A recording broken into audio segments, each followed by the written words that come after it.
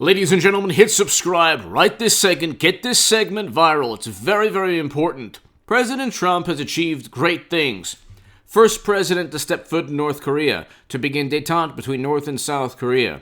President Moon Jae-in of South Korea stated that Trump deserved the Nobel Peace Prize. That is a fact. President Moon Jae-in of South Korea also stated that he hopes Biden will continue on Trump's legacy, what Trump and his administration had fostered years back.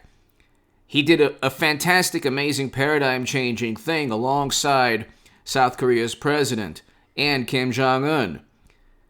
President Trump signed the First Step Act. Below, there's the links to, it is a fact, he allocated more funding to historically black colleges and universities than any president ever and made that funding permanent. This is a fact. President Trump reversed U.S. foreign policy. We had 16 years of failed interventions and regime changes, and that's why I voted for President Trump. One of the main reasons. He opposes the Lincoln Project people who went after war veterans, who pushed and tried to sell and market to the American public, and what they did was despicable. They were the heart and soul of the Bush, Cheney, and Rumsfeld apparatus to spew and communicate and try to sell and force upon the American people this belief that we had to engage in never-ending counterinsurgency conflicts. And President Trump opposed that. We had President Obama, who destroyed a country in Libya with a failed NATO intervention, and he's absolved of guilt because, oh, it's NATO. Well, so what? We control NATO. We run. What we decide goes when it comes to that organization. And so Trump did not turn a country into a failed state. So there were achievements that he's made. He ended our conflict in certain regions of the world and brought Americans, or removed Americans, from certain parts of the globe that President Obama sent them to.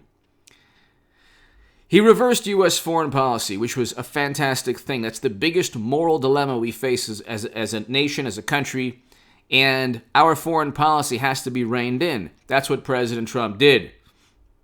Abraham Accords, peace between Israel, UAE, Bahrain, Morocco, Serbia, and Kosovo, economic deals. He renegotiated NAFTA into the Trans-Pacific Partnership. He signed, ripped apart He renegotiated NAFTA into the USMCA and ripped apart the Trans-Pacific Partnership. So the TPP was ripped apart by President Trump on day one. Okay, he saved us from a Hillary Clinton presidency, which President Trump will live forever for that, just for that alone. He never ever worked with Russian intelligence officials. That's a tinfoil hat fantasy. That is a fabricated hoax that just because government and media propped up, they say, well, it's not a conspiratorial, absurd, nonsensical, irrational hoax and fantasy and political stunt, just because they were so mortified. They were so horrified and embarrassed that they lost to President Trump. The same people saying, one and done. Well, at least he got one. Guess who got zero, Madam Secretary? How was that? But anyway, Debbie Wasserman Schultz was forced to resign. And we know, President Trump, before I get to that, and you know I will, that's one of the reasons you have to hit subscribe to this channel and get this segment viral, because I came from the left. I'm a conservative on the Second Amendment, for sure. Not everything. I'm actually very liberal on immigration. I have friends who are dreamers. I want them to become citizens immediately. Of course, Democrats don't have that on their agenda because Democrats, that political party, is based on honest graft. This is what from Boss Tweed until today, they have perfected the art of honest graft and bribery and all of that. But ladies and gentlemen, President Trump was able to he was the first president to sign an executive order combating anti-Semitism on college campuses using the definition from the IHRA. You want to know who refuted and basically condemned AOC's statements? Absurd revisionist history from the moral voice of our generation. Yad Vashem in Jerusalem refuted AOC's revisionist history pertaining to what was taking place in terms of one aspect of Trump's immigration policy and President Obama's immigration policy, by the way. Those cages were utilized by President Obama first. But see, again, that immigration policy is not front and center on the Democratic hierarchy of things to do. They utilize the suffering and the plight of their constituents, of people within history, to their advantage. You're talking about the most duplicitous, disingenuous, dishonorable people who now, like I said, joined forces with the Lincoln Project. The Lincoln Project of the Bush, Cheney, and Rumsfeld. Think about this for a second. The far left, who's happy that Biden is president now, or will be in a couple of days, or tomorrow, or 2 days from now. The far left is just fine with the Lincoln Project people who pushed for Bush, Cheney, and Rumsfeld's foreign policy of never-ending counterinsurgency wars and quagmires. But 6 minutes in, President Trump is going to pardon Lil Wayne. He's going to pardon, hopefully, Julian Assange and Edward Snowden. Lil Wayne is one of the best rappers of all time. He really is. If you have a list of the best rappers of all time, put Eazy-E. You'd have to put, let's see, you put so many top, KRS-One. I love 2 Live Crew. Who loves 2 Live Crew? I mean, they're one of the best rap bands of all time. How can you deny 2 Live Crew? Speaking of censorship, banned in the USA. I mean, when I was, just a kid, listening to that album from 2 Live Crew. But, let's see, Eazy-E, Kool Moe Dee. You have to put LL Cool J up there. Let's see. I mean, Eazy-E's, and I'll put Lil Wayne up on the best pantheon of the best rappers of all time. But ladies and gentlemen, I'm thinking of, anyway, my point to you is this. Edward Snowden, Julian Assange, never conspired with Russian intelligence officials. They were never indicted. They were never charged. They were never accused in a court of law, they were never formally accused in a court of law, nor were they indicted or charged. Nor are there any, the indictments against Julian Assange or Edward Snowden have nothing to do with Russia. Why is that? Answer that question. Answer that question. Naughty by nature. That's what. That's it. I have to bet one of the best Naughty by Nature, one of the best rap bands of all time. I mean, Run DMC. How can you say Run DMC is one of the greats? I love the Fat Boys. Remember the Fat Boys? If you don't know the Fat Boys, look them up. Like I said, Kool Moe Dee was amazing. Who else? I mean, there's so many. But I'm like 80s and 90s. So, EPMD, Ice-T. I mean, you can go on forever. But anyway, so, what was I saying? Julian Assange and Edward Snowden. Lil Wayne, his case, like, he should be pardoned and completely. Lil Wayne, 100% should be pardoned. And he's up there with the great musical artists of all time and great rappers of all time. Edward Snowden and Julian Assange never conspired alongside Russian intelligence officials. They never had to do so. They never had to do anything like that. That was a ploy and a racket and a scam and a hoax. John Brennan and James Clapper lied under oath. They both should have been convicted under for perjury. That happened under President Obama's administration. President Obama drank Flint water and said he was thirsty while it was still poisonous. So, and he said it was safe to drink because he filtered it through. That didn't filter through all the toxins and the lead and all that. But anyway, and Standing Rock took place. We could go on forever with President Obama. Mainly, he destroyed a country with a failed NATO intervention. But President Trump, I explained the other day, has to, in addition to Lil Wayne, has to pardon Assange and Snowden. President Obama already commuted the sentence of Chelsea Manning. There's no reason to go after Julian Assange. And by the way, to the lefties, because I know the mentality too. So I was from that world, and now I'm not a conservative. I'm not a Republican. I'm not a Democrat. But President Trump is the best president of my lifetime for his accomplishments. Should he have toned down his speech? Yes. He should never have gone after LeBron James. He should never have gone after NFL players. I agree with that. In hindsight, I agree with that. Because he needed to create a national dialogue and discourse and debate, and there needed to be some intellect in some discussion. We don't have a national discussion. We don't have a debate. People don't express or communicate the merits of their arguments anymore. There are no arguments anymore. It's just quick Twitter beef, Twitter sentiments, fleeting emotions, fleeting thoughts, and they're all vapid, and they create this big uproar. Twitter is, if Satan had a social media account, he would have Twitter. He would have a Twitter account.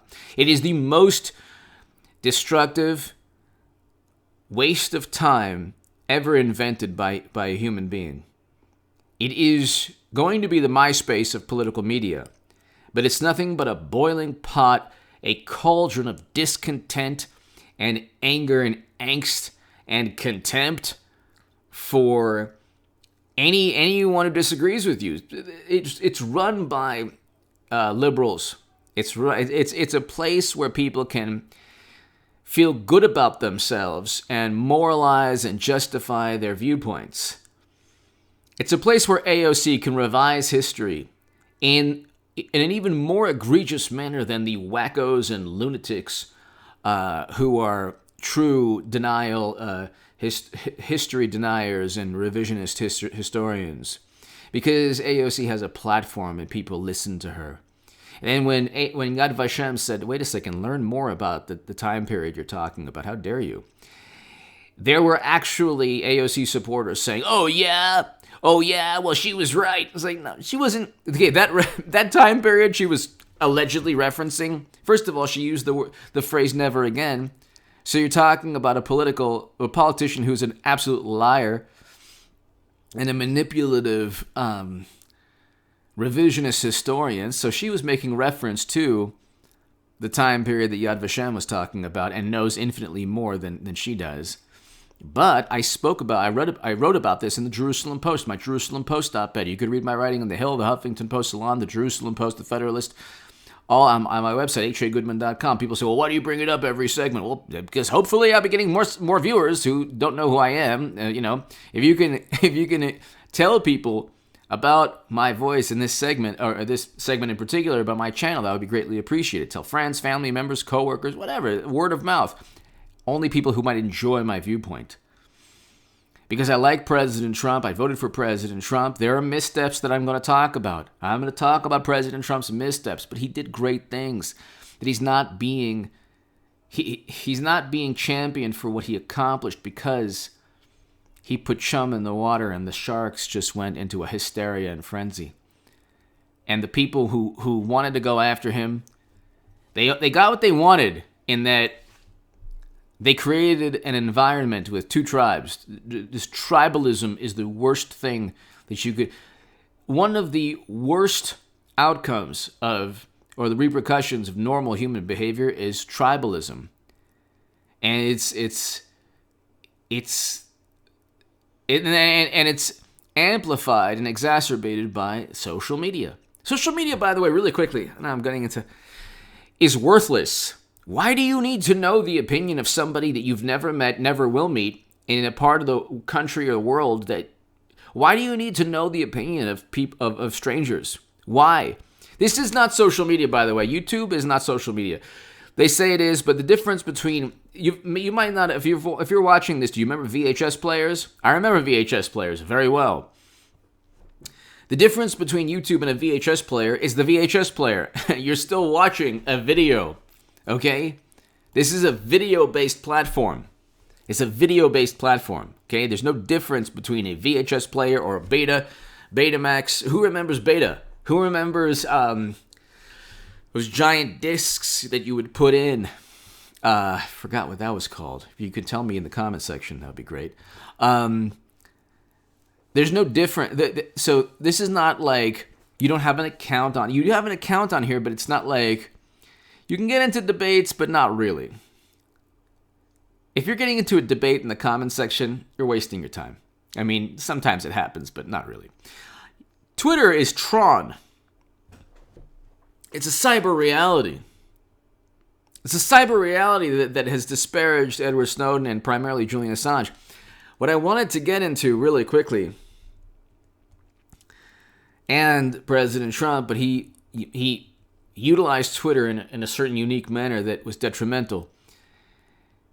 The left says that, I've heard this, Trump is literally the reason why Assange is experiencing what he's experiencing. No, his administration, that's like saying, technically his administration also investigated him. His own White House. Mueller probe, Trump could have fired Mueller because Mueller was part of the Mueller probe. Did you ever think about that, lefties? So simply saying the United States government under President Trump is doing things that were fostered by President Obama and Bush, by the neocons within the Lincoln Project and within the Democratic Party. The push against Assange is because the Bush Republicans, and especially the Democrats that had their dirty laundry aired out, Debbie Wasserman Schultz was forced to resign in disgrace. They're going after Julian Assange. Mike Pompeo shared the DNC emails and the campaign emails.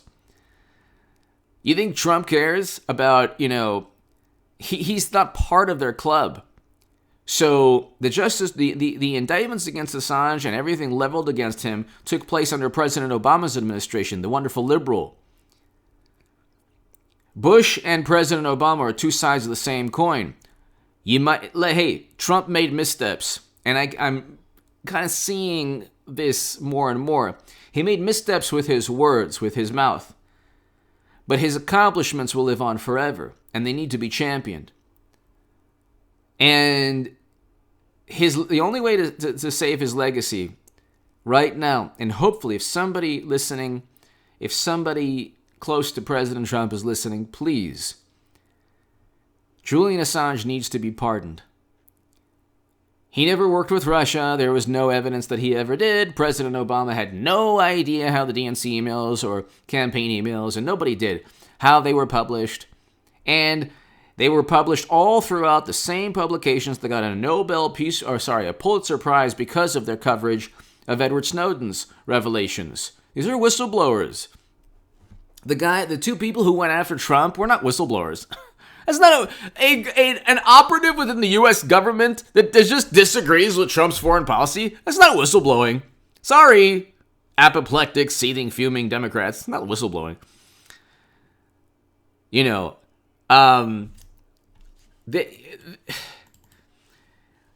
If you look at what Assange and what Snowden did,